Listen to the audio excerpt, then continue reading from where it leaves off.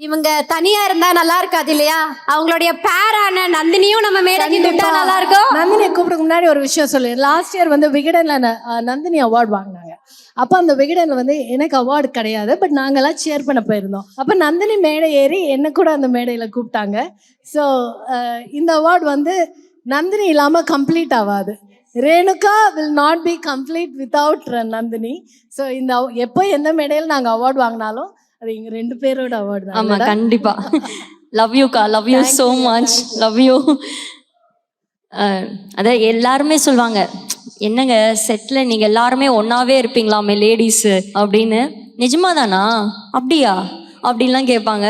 But நிஜமாவே she is my elder sister. And நான் வந்து இங்கே வந்து நான் சொல்லிப்பேன், டிடி அக்கா எப்படி வரும் உங்களுக்கு தங்கச்சியோ நானும் தங்கச்சி அப்படின்னு நான் சொல்லிப்பேன்.